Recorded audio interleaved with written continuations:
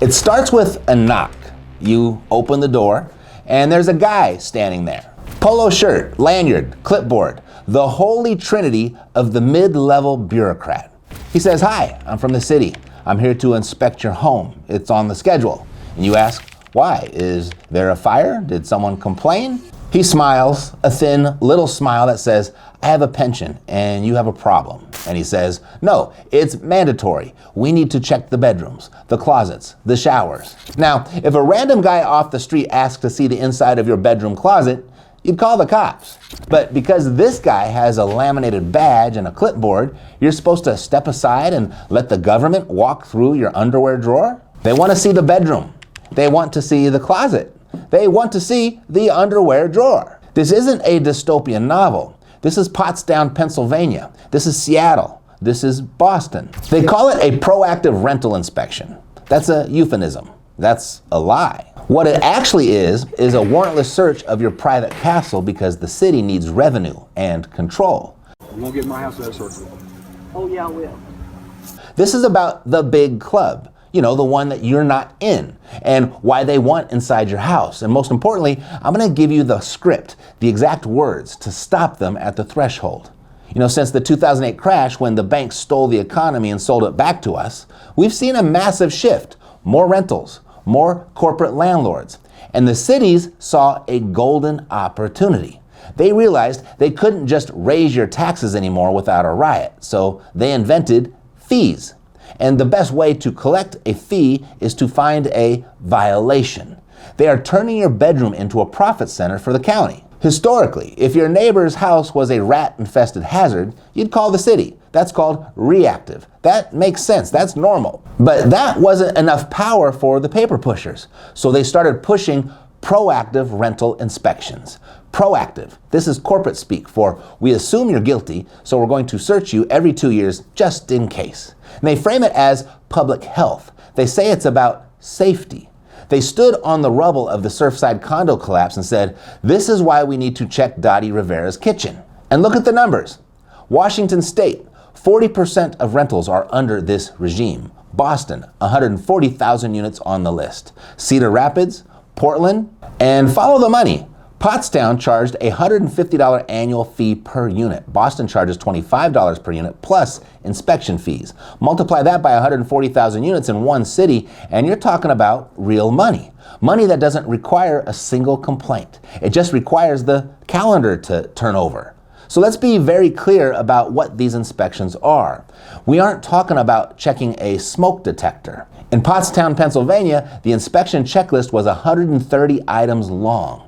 They aren't checking for gas leaks. They're checking for dirty dishes in the sink. They're checking for dust on the baseboards. They're checking for clutter in your private closet. A government employee, paid with your tax dollars, standing in your kitchen, making a judgment call on whether your lifestyle is tidy enough for the borough's standards. It is intrusive. It is grotesque. It is the state sniffing around your personal life looking for a reason to fine you. And then there's this. They don't show up with a warrant. If they do, it's likely a fake one.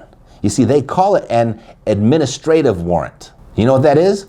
It's a permission slip the government gave to themselves. It isn't based on probable cause. It isn't based on the fact that you did something wrong. It's based on the calendar. Oh, it's Tuesday? Time to violate your Fourth Amendment rights. They've been getting away with this for years because people are polite, because people are scared.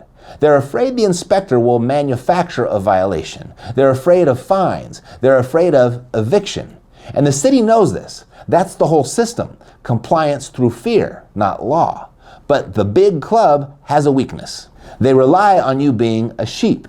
When a wolf shows up, the plan falls apart. Enter Dottie and Omar Rivera. Dottie wasn't some high-powered lawyer. She decorated for Christmas. She paid her rent on time. She had nothing to hide. But she understood something simpler. Her home was hers. So when the city said, "We're inspecting your bedroom," she said, "No." The city said, "We'll get a warrant." Dottie said, "I'll see you in court." They fought for 8 years. And on December 9th, 2025, the Pennsylvania Commonwealth Court ruled unanimously.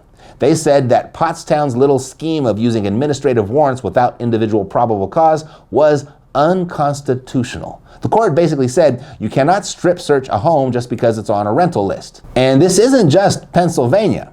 In Ohio, a federal judge called these inspections the chief evil the Fourth Amendment was written to stop. And just this year, property owners in California's Isla Vista filed suit against Santa Barbara County for the exact same thing. The case is still playing out, but the pattern is clear. Courts everywhere are at least starting to recognize the racket, but it's not done yet. Okay, class is in session. No warrant, no entry.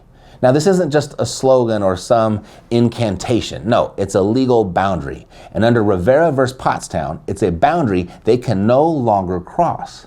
Now, I'm not your lawyer. I'm just a guy who can read. But actual property rights, the lawyers now have a very specific game plan for when that knock comes. So phase one, before they show up, go to your city's website. Find out the rules. Look for the red flags. Do they claim they can enter without a warrant? Know the enemy's playbook before they run the play. Phase two, the knock. This is the moment of truth. The guy is at the door. He looks official. He expects you to fold. So step one, be polite. Don't scream. Don't be the crazy guy caught on the body cam. Be the calmest person in the room. Step two, ask for ID. Write down their name. Make them feel observed. Step three, ask the question, why are you here? Is there a specific complaint about my home? If he says, no, it's just routine, you have just established that he has no probable cause. Step four, ask, do you have a warrant? If the answer is no, you deliver the line. I do not consent to this search. Memorize that. And these aren't just words. This wasn't just drama. They are the legal tripwires that preserve your right to sue them later. If you just let them in to be nice, you waive your rights. The big club loves nice people. Nice people are easy pickings. If the answer is yes, however, and he waves a piece of paper at you, you say, well, I would like to examine the warrant. So read it. Is it signed? Is it for your address? If it's a real warrant, don't physically fight them. Let them in.